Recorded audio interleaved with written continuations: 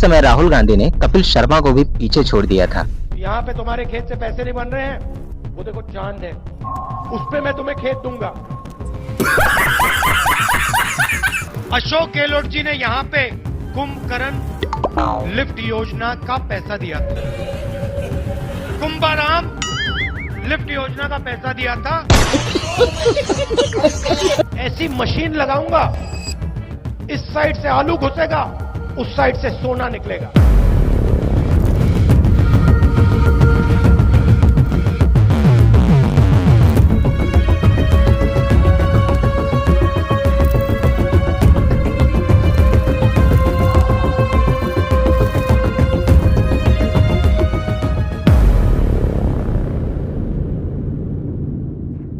ये कहानी है उस राजकुमार की जिसकी किस्मत में था देश को लीड करना, लेकिन लोगों ने उसे जोकर बना दिया। 1970 में सोनिया गांधी एक बच्चे को जन्म देती है जिनका नाम रखा जाता है राहुल गांधी।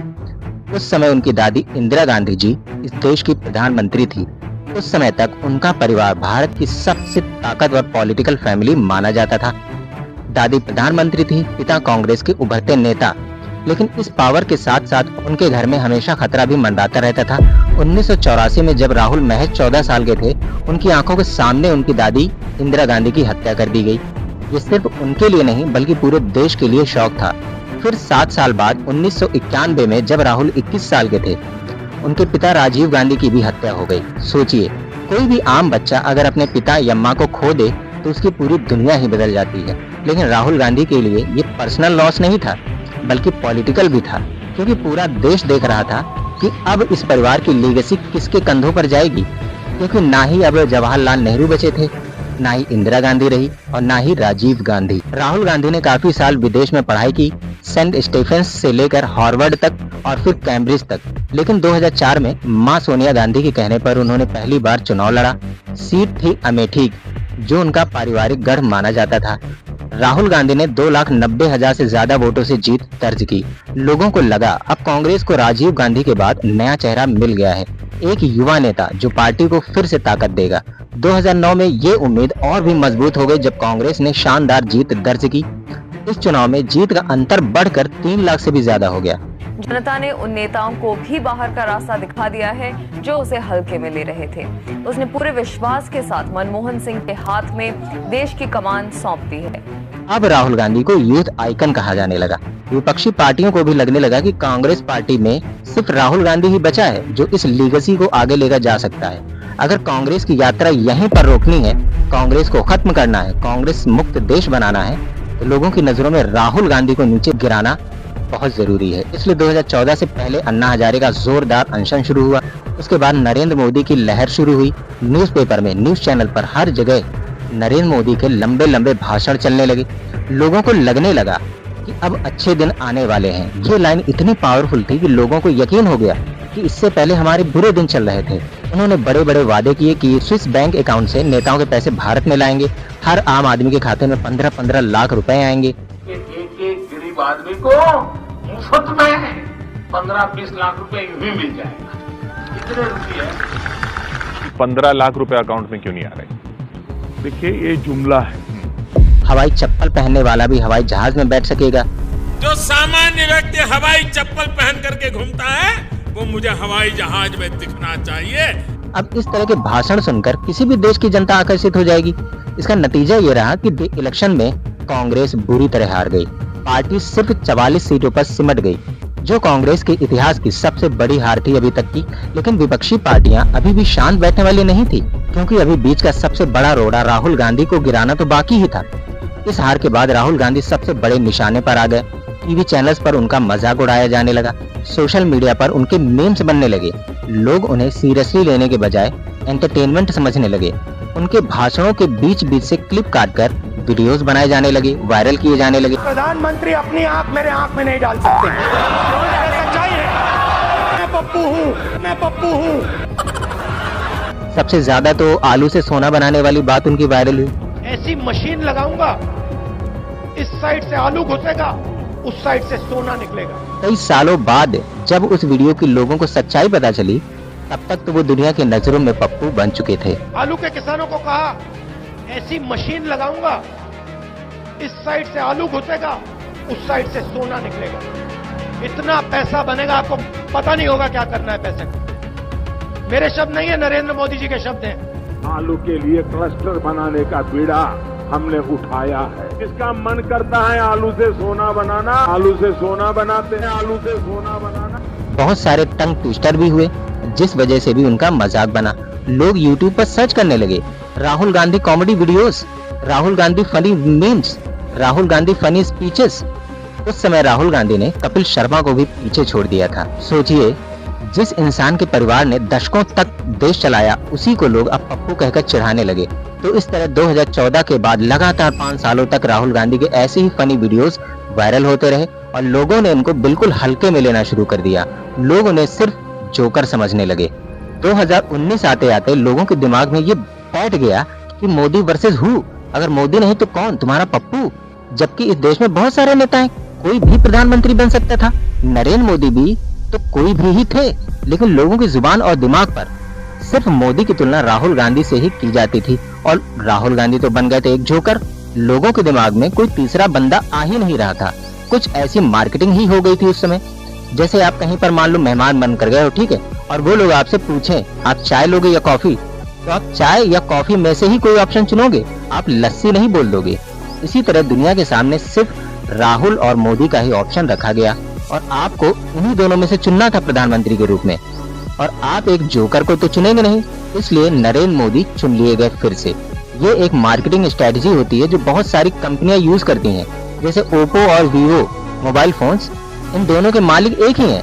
इन दोनों का आपस में कंपैरिजन होता रहता है, लेकिन कोई भी मोबाइल बिके फायदा तो मालिक का होगा ही ना। इसी तरह बहुत सारी कंपनियां इस तरह की मार्केटिंग स्ट्रेटजीज फॉलो करती हैं।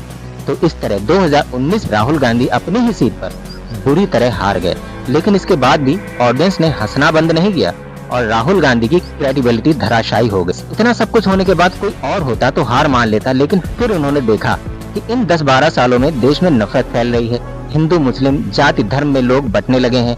जो देश एकता और अखंडता की कस्में खाया करता था स्कूलों में, वो अब बिखरने लगा है। बेरोजगारी अपने चरम पर पहुंच चुकी है। इन सारी चीजों ने राहुल गांधी को ताकत दी और फिर आया साल 2022। राहुल गांधी ने फैसला किया कि अब इस देश की हवा बदलनी होगी, अब लोगों को जोड़ना होगा, तोड़ना नहीं, और वहीं से शुरू हुई भारत जोड़ो यात्रा। नफरत के बाजार में मोहब्बत की दुकान खोल रहा हूँ।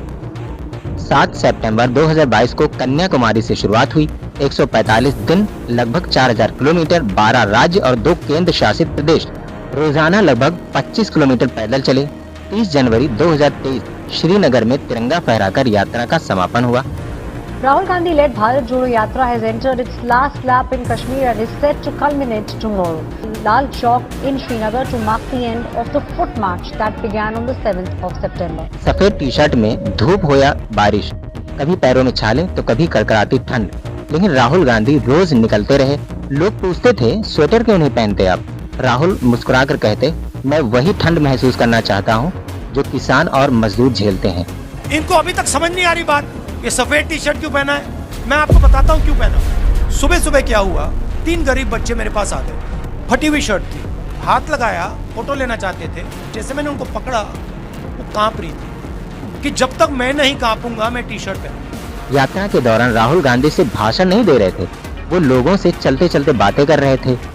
किसानों के खेतों में बैठना, बेरोजगार युवाओं से घंटों बातें करना, महिलाओं की समस्याएं सुनना, आदिवासियों के साथ नृत्य करना, ये सब तस्वीरें पूरे देश ने देखी। महाराष्ट्र में किसानों ने जब कर्ज की बात की, राहुल गांधी जमीन पर बैठकर सुनते रहे।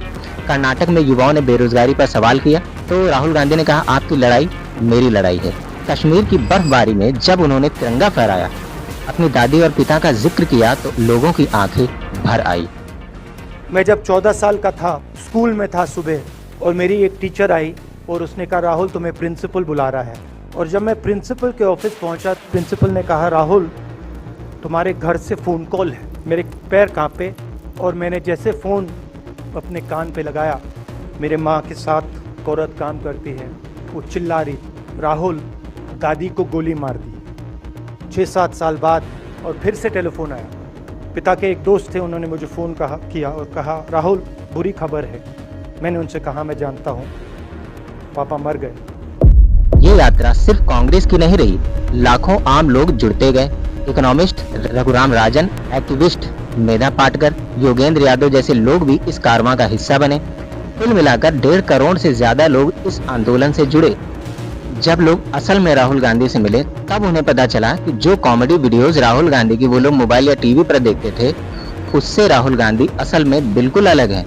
बहुत ही सभ्य, सरल और लोगों की समस्याएं सुनने वाले नेता हैं। कांग्रेस नेता राहुल गांधी जी आए, वो रुके एकदम से, वो हाथ मिलाए हमारे से। राहुल जी आने के बाद मेरे को एकदम से इतना मतलब को खुशी के आंसू आ गए कि मैं अपने आप को रोक नहीं पा रहा था कि मेरे मन में प्रभु श्री राम आ गए। फिर आया 2024 का लोकसभा चुनाव। सबको लग रहा था बीजेपी 400 का आंकड़ा छुएगी, लेकिन नतीजे हैरान करने वाले थे। कांग्रेस की 52 से बढ़कर 99 सीटें हो गई। इंडिया गठबंधन 234 सीटें, बीजेपी बहुमत खो बैठी। चुनाव के बाद राहुल गांधी को मिला नया role, leader of opposition in Lok Sabha. ये पद 2014 से खाली पड़ा था। अब राहुल सिर्फ कांग्रेस नेता नहीं थे, बल्कि पूरे विपक्ष की आवाज बन चुके थे। नेता विपक्ष बनने के बाद उन्होंने सिर्फ भाषण नहीं दिए, बल्कि सरकार से अहम फैसले करवाए। लोकसभा में 16 भाषण दिए, बार बार दबाव बनाया कि जातिगत जनगणना होनी चाहिए।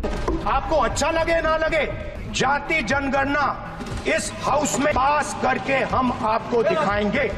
अप्रैल 2025 में सरकार को झुकना पड़ा और जातिगत जनगणना की घोषणा करनी पड़ी। बुधवार को हुई कैबिनेट बैठक में मोदी सरकार ने देश में जातिगत जनगणना कराने की मंजूरी दे दी है। अभी जीएसटी भी कम की गई है। अब जीएसटी के 4 स्लैब नहीं बल्कि 2 ही स्लैब होंगे, 5% और 18%। जिसे सालों तक पप्पू कहकर मजाक उड़ाया गया, वही राहुल गांधी अब करोड़ों लोगों के लिए उम्मीद की आवाज बन चुके हैं। 2014 में जब नरेंद्र मोदी की आंधी आई थी, तब उसमें टीवी चैनल्स और बाकी मीडिया वालों का भी पूरा समर्थन था, जबकि राहुल गांधी को मीडिया का कोई सहारा नहीं मिला। इसके बावजूद राहुल गांधी लोगों के दिलों में अपनी जगह बनाते गए। लेकिन राहुल गांधी सिर्फ यही नहीं रुके। 7 अगस्त 2025 राहुल गांधी ने दिल्ली में एक प्रेस कॉन्फ्रेंस बुलाई, जहां उन्होंने वोट चोरी यानी चुनावी धोखाधड़ी के आरोप को पहली बार खुलकर सबूतों के साथ जनता के सामने रखा। उन्होंने कहा कुछ सीटों पर वोटर लिस्ट में डुप्लीकेट एंट्रीज, इनवैलिड एड्रेसेस और फॉर्म 6 का दुरुपयोग हुआ। ये डेटा बड़े पैमाने पर धोखाधड़ी का सबूत था। जब इलेक्शन कमीशन ने सीसीटीवी फुटेजेस और बाकी उत्तर देने से मना कर दिया, गोल गोल उत्तर देने लगे, तब लोगों के अंदर ये बात पूरी तरह से पक्की हो गई कि वोट चोरी तो हुई है। फिर 17 अगस्त से बिहार में शुरू हुई फिर से वोट अधिकार यात्रा 16,000 किलोमीटर तक, 20 से अधिक जिलों में। राहुल गांधी ने कहा, ये सिर्फ चुनाव नहीं बल्कि लोकतंत्र की रक्षा की लड़ाई है। ये भारत की नींव, 1 मैन 1 वोट पर हमला है। सासाराम से शुरू हुई ये यात्रा केवल यात्रा नहीं थी, ये थी विपक्ष की ताकत का प्रदर्शन। RJD, CPI ML, left, VIP सभी नेता एक मंच पर दिखे। लालू प्रसाद यादव भी मंच पर शामिल हुए और लोगों को कई सालों बाद इस हालत में भी पुराना लालू प्रसाद यादव देखने को मिला। लागल लागल झुलनिया में धक्का बल्ला मुक्कल करता चला। वोट चोर गद्दी छोड़ का पावरफुल स्लोगन हर गांव शहर में गूंजा।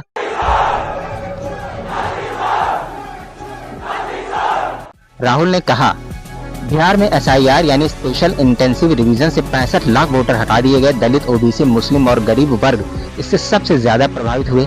यात्रा समाप्त होने के बाद राहुल गांधी ने कहा, वोट चोरी का एटम बम तो फटा, लेकिन अब हाइड्रोजन बम आने वाला है। माधवपुरा में हमने एटम बम दिखाया था।